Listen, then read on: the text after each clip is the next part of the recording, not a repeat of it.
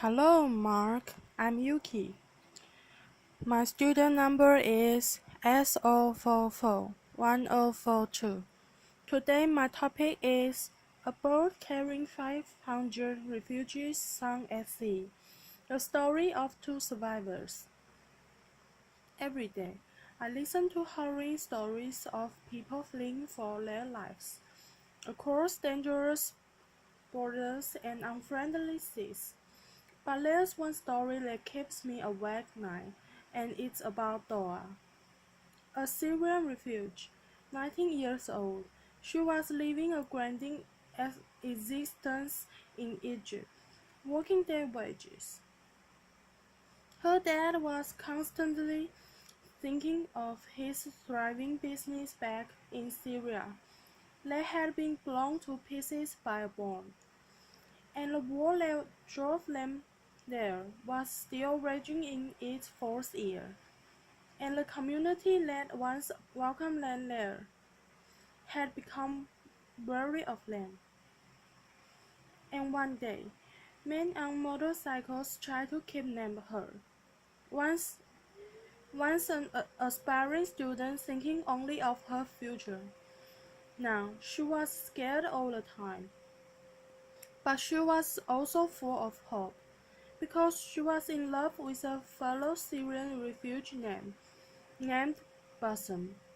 Bassem was also struggling in Egypt, and he said to Doa, "Let's go to Europe, seek asylum, safety. I will work, you can study, the promise of a new life." And he asked her father for her hand in marriage. But they knew to get to Europe, they had to risk their lives, traveling across the Mediterranean Sea, putting their hands in smugglers, notorious for their cruelty. And Doa was terrified of the water. She always had been. She never learned to swim. It was August that year, and already 2,000 people had died trying to cross the Mediterranean. But Doa knew of a friend who had made it all the way to Northern Europe, and she thought, maybe we can too. So she asked her parents if they could go, and after a painful discussion, they consent, they consented. And Bosom paid his entire life savings, $2,500 each, to the smugglers. It was a Saturday morning when the call came, and they were taken by bus to a beach. Hundreds of people on the beach. They were taken then by small boats onto an old fish boat. 500 of the crammed onto the boat, 300 below, 500 above. There were Syrians, Palestinians, Africans, Muslims, and Christians. 100 children, including Sandra, little Sandra, 6 years old, and Massa, 18 months. There were families on that boat, crammed together shoulder to shoulder, feet to feet. Dora was sitting with her legs crammed up to her chest, Blossom holding her hand. They too on the water. They were sick with worry and sick to their stomachs for the rough sea. Day 3. Dora with a premonition, and she said to Blossom, "I fear we are not going to make it. I fear the boat is going to sink." And Blossom said to her, "Please be patient. We will make it to Sweden. We will get married and we will have a future." Therefore, the passengers were getting agitated. They asked the captain, "When will we get there?" He told them to shut up, and he insulted them. He said, In 16 hours we will reach the shores of Italy. They were weak and weary. Soon they saw the boat approach, a smaller boat, 10 men on board, who started shouting at them, hurling insults, throwing sticks, asking them to disembark, to all disembark and get on this smaller, more unseaworthy, more unseaworthy boat. The parents were terrified for their children, and they collectively refused to disembark. So the boat sped away in anger, and a half an hour later came back and started deliberately ramming a hole in the side of Doa's boat, just below where she and Blossom were sitting, and she heard how they yelled, "Let the fish eat your flesh," and they started laughing at as the boat capsized and sank. The 300 people below deck were drowned. Dora was holding onto the side of the boat as it sank, and watched in horror as a small child was cut to pieces by the propeller. Blossom said to her, "Please let go, or you'll swim in and propeller will kill you too." And remember, she can't swim, but she let go and she started moving her arms and her legs, thinking, "This is swim," and miraculously, Blossom found a life ring. It was one of those child's rings that they used to play in swimming pools and on calm seas. And Dora climbed onto the ring, her arms and her legs dangling by the side. Blossom was a good swimmer, so he held her hand and tread water. Around them there were corpses. Around 100 people survived initially, and they started coming together in groups, praying for rescue. But when a day went by and no one came, some people gave up hope, and Dora and Blossom watched as men in the distance took their life vests off and sank into the water. One man approached them with a small baby perched on his shoulder, 9 months old, Malak. He was holding onto a gas canister to stay afloat, and he said to them, "I fear I'm not going to survive. I'm too weak. I don't have the courage anymore." And he handed little Malak over to Blossom and to Dora, and then perched her onto the life ring. So now there were three, Dora, Blossom, and little Malak. And pause. Let me take a pause in this story right here and ask the question: why do refugees like Dora take these kinds of risks? Millions of refugees are living in exile, in limbo. They are living in countries from a war that has been raging for 4 years. Even if they wanted to return, they can't. Their homes, their business, their towns, and their cities have been completely destroyed. This is a UNESCO World Heritage City homes in Syria. So people continue to flee to neighboring countries. And we built refuge camps for them in the desert. Hundreds of thousands of people living in camps like this, and thousands more, millions, live in towns and cities. And the communities, the neighboring countries that once welcomed them with open arms and hearts are overwhelmed. There are simply not enough schools, water systems, san- sanitation. Even rich European countries could never handle such an influx without massive investment. The Syrian war has driven almost 4 million people over the borders, but over 7 million people are on the run inside the country. That means that over half the Syrian population has been forced to flee back to those neighboring countries hosting so many. They feel that the richer world has done too little to support them, and deaths have turned into months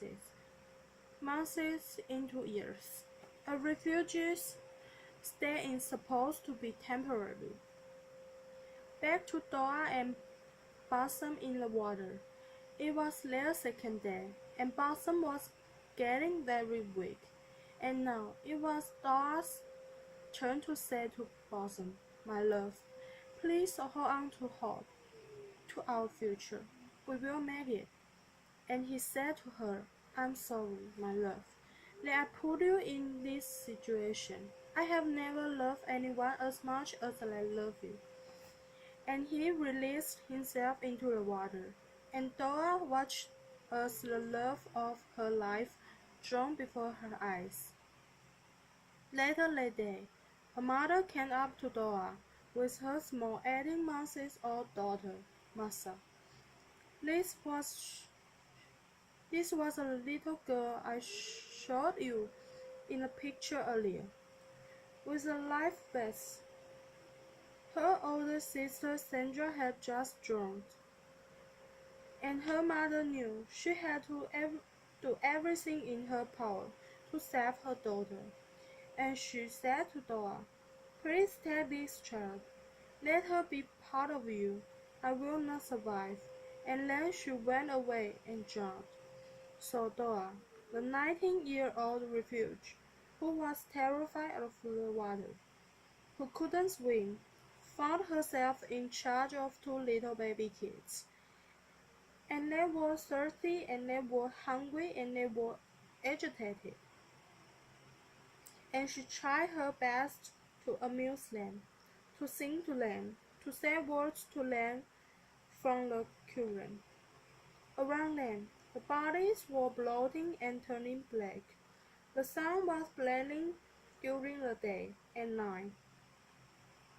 There was a cold moon and fog. It was very frightening. On the fourth day in the water. This is how Dora probably looked on the ring with her two children. A woman came on the fourth day and approached her and asked her to take another child, a little boy, just 4 years old. When Dora took the little boy, and the mother drowned, she said to the sobbing child, "She just went away to find you water and food." But his heart soon stopped, and Dora had to release the little boy onto the water. Later that day, she looked up into the sky with hope, because she saw two planes crossing in the sky, and she waved her arms, hoping they would see her. But the planes were soon gone. By late afternoon, as the sun was going down, she saw a boat, a merchant vessel, and she said, "Please, God, let them rescue me." She waved her arms, and she felt like she shouted for about 2 hours, and it had become dark. But finally, the searchlights found her, and let extend a rope, astonished to see a woman crouching onto two babies. They pulled them onto the boat. They got oxygen and blankets, and a Greek helicopter came to pick them up and take them to the island of Crete. But Dora looked down and asked, "What of Malek?"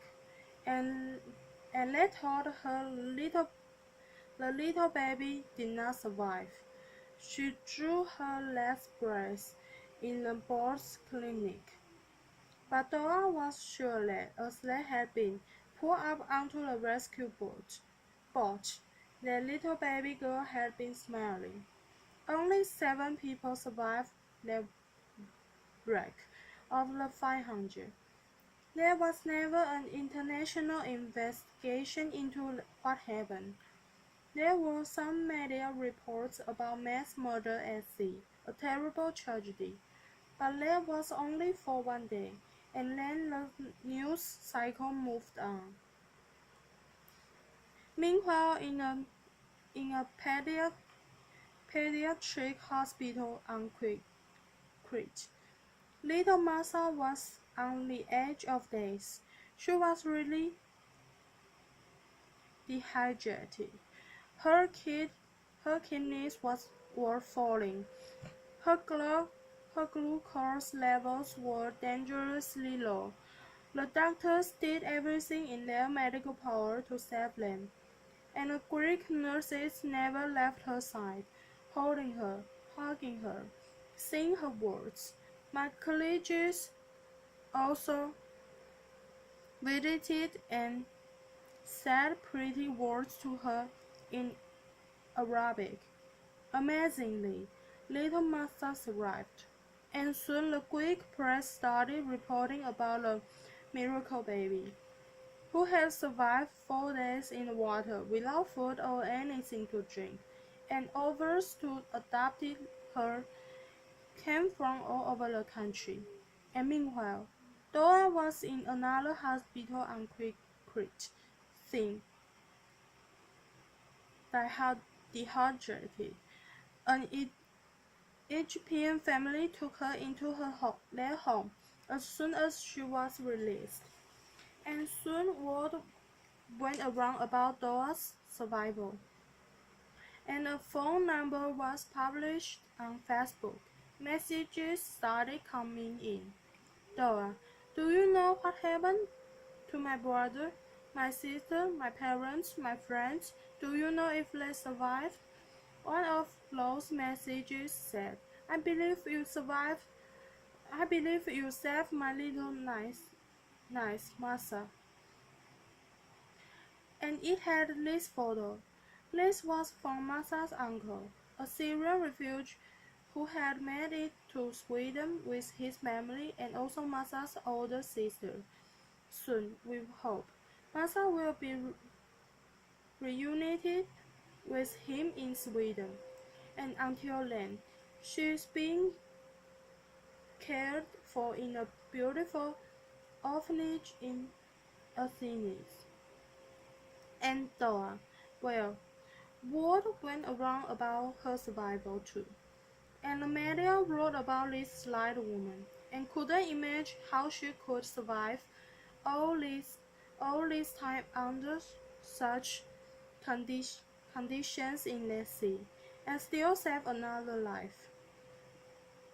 The Academy of Athens, one of Greece's most prestigious institutions, gave her an award of bravery, and she deserves all that praise. And she deserves a second chance. But she wants to still go to Sweden. She wants to reunite with her family there.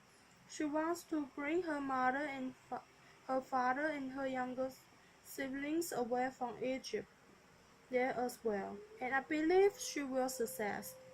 She wants to become a lawyer or a politician or something that can help fight injustice.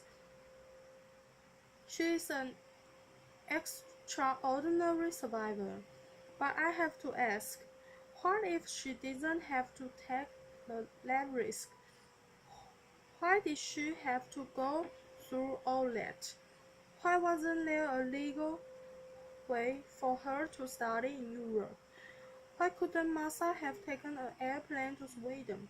Why couldn't Blossom have found work?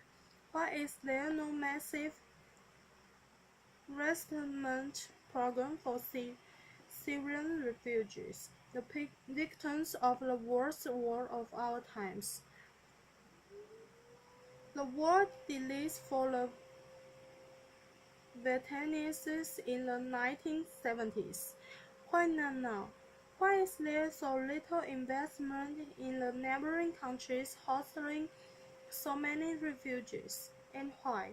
The root question is so little being done to stop the wars, the persecution, and the poverty that is driving so many people to the shores of Europe. Until these issues are resolved, people will continue to take to the seas and to seek safety and asylum. And what happens next? Well, that is largely Europe's choice. And I understand the public fears. People are worried about their security, their economics, the changes of culture. But, is that more important than saving human lives? Because there is something fundamental here, and I think overrides the rest. And it is about our common humanity. No person feeling war or persecution should have to die crossing a sea to reach safety. One thing is for sure, that no refuge would be on those dangerous spots if they could thrive where they are, and no migrant would take that dangerous journey if they had enough food for themselves and their children, and no one would put their life saving in the hands of those notorious smugglers if there was a legal way to migrate. So on behalf of Little Masa and on behalf of Toa and of Blossom and of those 500 people who drowned with them, can we make sure that they did not die in vain? Could we be inspired by what happened and take a stand for a world in which every life matters? Thank you.